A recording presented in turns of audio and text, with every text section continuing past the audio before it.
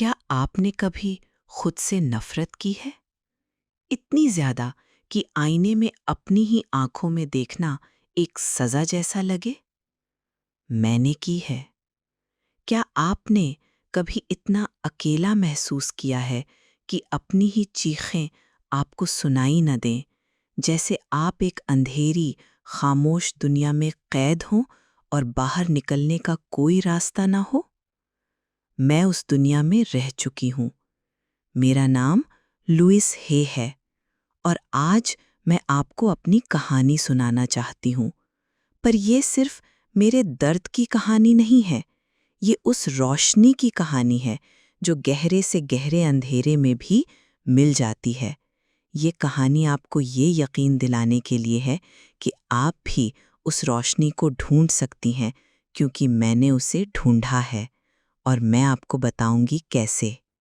मेरा बचपन किसी सुनहरी यादों की किताब जैसा नहीं था। सच कहूं तो वो एक जंग का मैदान था, जहां हर रोज मेरा बस एक ही मकसद होता था, किसी तरह आज का दिन काट लेना, किसी तरह खुद को बचा लेना। मेरे घर में प्यार और सुरक्षा जैसे शब्द नहीं थे, उनकी जगह डर और बेचैनी ने ले रखी थी। और फिर जब मैं सिर्फ 5 साल की थी, एक पड़ोसी ने मेरे साथ कुछ ऐसा किया जिसने मेरी मासूमियत मुझसे हमेशा के लिए छीन ली। मैं समझ भी नहीं पाई थी कि हुआ क्या है, पर मेरे अंदर शर्म और अपराध बोध का एक भारी बोझ आ गया था।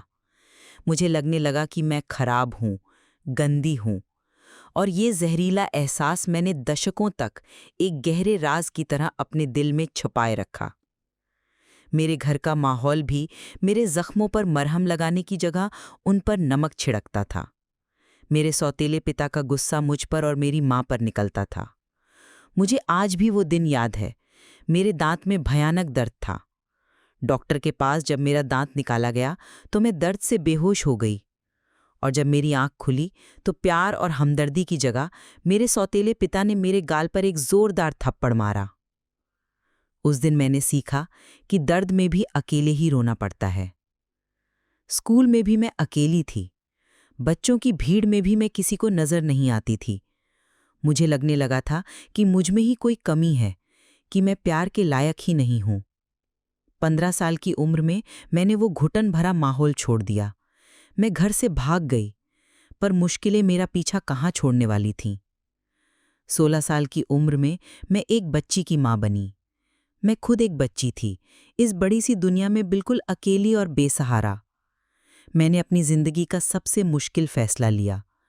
मैंने अपनी बच्ची को गोद दे दिया, ताकि उसे वो जिंदगी मिले जो मैं उसे कभी नहीं दे सकती थी।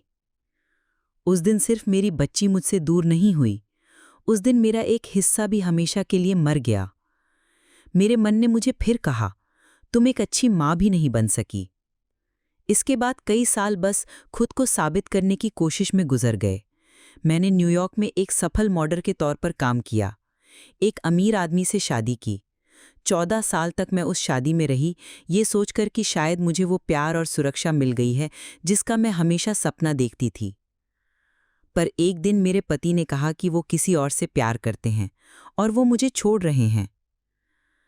14 साल एक पल में खत्म हो गए और मेरे कानों में फिर वही आवाज गूंजने लगी, देखा, तुम काफी अच्छी नहीं हो, तुम प्यार के लायक नहीं हो। मैं भावनात्मक रूप से पूरी तरह बिखर चुकी थी। और जब मुझे लगा कि मैं सब कुछ खो चुकी हूँ, कि मैं पूरी तरह टूट चुकी हूँ, तब जिंदगी ने मुझ पर सबसे बड़ा और आखिरी वार किया। मुझे पता चला कि मुझे कैंसर है, और ये कोई मामूली कैंसर नहीं था, ये सर्वाइकल कैंसर था। मेरे लिए ये कोई इत्तेफाक नहीं था, ये मेरा शरीर था जो अब और दर्द बर्दाश्त नहीं कर पा रहा था। वो चीख रहा था, वो सारा दर्द, वो सारा गुस्सा, वो सारी नफरत और शर्म जो मैंने सालों से अपने अंदर कैद कर रखी थी, वो अब इस बीमारी के रूप में बाहर फूट पड़ी थी। ये सिर्फ शरीर का दर्द नहीं था, ये मेरी आत्मा का दर्द था। उस अंधेरे में मेरे पास 2 रास्ते थे। या तो मैं डॉक्टरों के हवाले होकर डर में अपनी जिंदगी खत्म कर दूं, या फिर मैं अपनी जिंदगी की बागडोर अपने हाथों में लूं। मैंने दूसरा रास्ता चुना, ये फैसला लेना आसान नहीं था। मेरे अंदर एक आवाज़ डर से कांप रही थी, पर उससे कहीं ज्यादा बुलंद एक और आवाज़ थी जो कह रही थी, लुईस, अब बस, अब और नहीं। मैंने डॉक्टरों से कहा, मुझे 6 महीने दीजिए। ये कोई घमंड नहीं था, ये मेरे अंदर की आत्मा की एक गहरी पुकार थी। मैंने फैसला किया कि मैं इस बीमारी की जड़ तक जाऊंगी। और मैं एक जासूस की तरह अपने मन की गहराइयों में उतर गई। मैंने पढ़ना शुरू किया और मन शरीर के गहरे संबंध को समझा। और तब मुझे वो शक्तिशाली सच्चाई पता चली कि हमारे विचार हमारी दुनिया बनाते हैं। मुझे एहसास हुआ कि मेरा दर्द, मेरी बीमारी, ये सब अनजाने में मेरे ही विचारों का नतीजा था। और अगर मैंने इसे बनाया है, तो मैं ही इसे ठीक भी कर सकती हूँ। ये सफ़र मुश्किल था। मैंने खुद से अच्छी बातें कहना शुरू किया, जिन्हें एफर्मेशंस कहते हैं। शुरुआत में जब मैं कहती मैं खुद से प्यार करती हूँ, तो मेरा मन मुझ पर जोर से हंसता था। वो कहता, झूठी, तुम खुद से नफरत करती हो। पर मैं डटी रही। हर नेगेटिव ख्याल के जवाब में मैं जानबूझकर एक प्यार भरा ख्याल रखती। ये एक यंग थी, अपने ही मन के खिलाफ, उन पुरानी जहरीली आदतों के खिलाफ। आईने के सामने खड़ा होना तो सबसे मुश्किल था। मुझे वो चेहरा दिखता था जिसमें सालों का दर्द, गुस्सा और शर्म छिपी थी।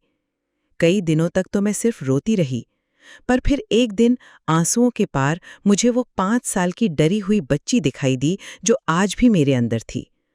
और उस दिन मैंने उससे कहा, मैं यही हूं, मैं तुम्हें कभी छोड़कर नहीं जाऊंगी, मैं तुमसे प्यार करती हूं। उस पल मेरे अंदर कुछ टूटा और कुछ जुड़ना शुरू हुआ। और फिर थी माफी। ओह, ये तो जैसे एक पहाड़ चढ़ना था। मेरे अंदर का हर हिस्सा चीखता था, क्यों माफ करूं? उन्होंने जो किया वो गलत था और वो सही था। पर फिर मैंने समझा कि ये माफी उन्हें आजाद करने के लिए नहीं है। ये उस गुस्से के बोझ को अपने कंधों से उतारने के लिए है जो मुझे ही कुचल रहा था। मैंने अपने माता पिता के दर्द को समझने की कोशिश की और मुझे एहसास हुआ कि वो भी दर्द में थे। इस समझ ने मेरे दिल में नफरत की जगह धीरे धीरे करुणा भर दी। मैंने सिर्फ अपने मन पर ही नहीं, अपने शरीर पर भी काम किया। मैंने उसे अच्छा पौष्टिक खाना देकर, उसे वो सम्मान देकर जिसका वो हमेशा से हकदार था, उससे प्यार करना शुरू किया। मैंने एक थेरेपिस्ट की मदद भी ली, क्योंकि कभी-कभी हमें एक हाथ की जरूरत पड़ती है जो हमें अंधेरे में रास्ता दिखा सके। धीरे धीरे मेरे अंदर कुछ बदलने लगा, जैसे सालों से जमी हुई बर्फ पिघल रही हो। मेरे कंधों से एक भारी बोझ उतर गया। मैंने पहली बार जिंदगी में हल्का और आजाद महसूस किया। मैं एक नई सुबह में जाग रही थी, जहां डर की जगह शांति थी और नफरत की जगह प्यार। और फिर वो दिन आया जब मैं डॉक्टरों के पास वापस गई।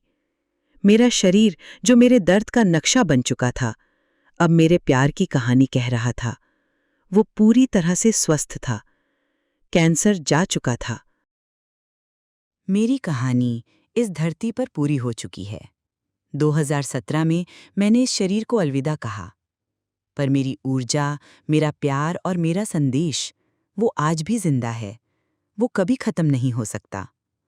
और वो संदेश सीधा आपके लिए है। हाँ, आपके लिए जो इस वक्त दर्द में हैं, जो डिप्रेशन के अंधेरे को महसूस कर रही हैं या एंग्जाइटी की घुटन से जूझ रही हैं, जो हर सुबह ये सोचकर उठती हैं कि क्या कभी कुछ बदलेगा, जो खुद को इतना टूटा हुआ महसूस करती हैं कि टुकड़े कहाँ से उठाने हैं ये भी समझ नहीं आता। मैं आपके उस अंधेरे को जानती हूँ। मैं वहाँ रह चुकी हूँ। मैंने उस दर्द को जिया है। इसीलिए मैं पूरे यकीन से कह सकती हूँ कि आप अकेली नहीं हैं। मैंने अपनी जिंदगी के सफ़र में एक बहुत गहरी और खूबसूरत सच्चाई सीखी कि हमारा अतीत, हमारे घाव, हमारी गलतियाँ, वो हमारी सच्चाई नहीं होते। वो कहानी का बस एक हिस्सा होते हैं, एक पुराना अध्याय। और सबसे खूबसूरत बात यह है कि अगला अध्याय लिखने की कलम हमेशा हमारे अपने हाथ में होती है। अपनी जिंदगी बदलो। मैं जानती हूँ ये सुनने में बहुत बड़ा लगता है, शायद नामुमकिन भी। तो चलिए हम बड़े बदलाव की बात नहीं करेंगे। हम बात करेंगे एक छोटे से प्यार भरे कदम की, एक पल की, एक सांस की। क्या आप आज, सिर्फ आज के लिए, अपने मन में चलने वाली उस बेरहम आवाज़ को चुनौती दे सकती हैं? जब आपका मन आपसे कहे, तुम काफ़ी अच्छी नहीं हो, तो क्या आप धीरे से, मेरी तरफ से, उसे जवाब दे सकती हैं? नहीं, मैं सीख रही हूँ और मैं जैसी भी हूँ, बहुत अच्छी हूँ। क्या आप आज उस एक इंसान को मन ही मन माफ़ करने का इरादा कर सकती हैं, जिसका बोझ आप सालों से अपने दिल पर उठाए हुए हैं? उन्हें आज़ाद करने के लिए नहीं, बल्कि खुद को उस बोझ से, उस गुस्से के ज़हर से आज़ाद करने के लिए। मैं चाहती हूँ कि आप ये शब्द अपने दिल में उतार लें। आप प्यार के काबिल हैं। आप खुशी की हकदार हैं। आप शांति की हकदार हैं। आप जैसी भी हैं, अपने हर जख्म और हर निशानी के साथ, आप इस यूनिवर्स की एक अनमोल रचना हैं। आप संपूर्ण हैं। आपकी ज़िंदगी फिर से खूबसूरत बन सकती है। इसका मतलब ये नहीं कि मुश्किलें नहीं आएंगी, पर आप उनसे लड़ने के लिए ज़्यादा मजबूत बन जाएंगी। इसका मतलब ये है कि आपकी सुबह में बोझ की जगह शांति होगी और आपकी रातों में डर की जगह सुकून। इसका मतलब है कि जब आप आईने में देखेंगी तो आपको कोई दुश्मन या कोई अजनबी नहीं, बल्कि अपनी सबसे अच्छी दोस्त नजर आएगी। तो चलिए, आज उस खूबसूरत जिंदगी की तरफ पहला कदम बढ़ाते हैं।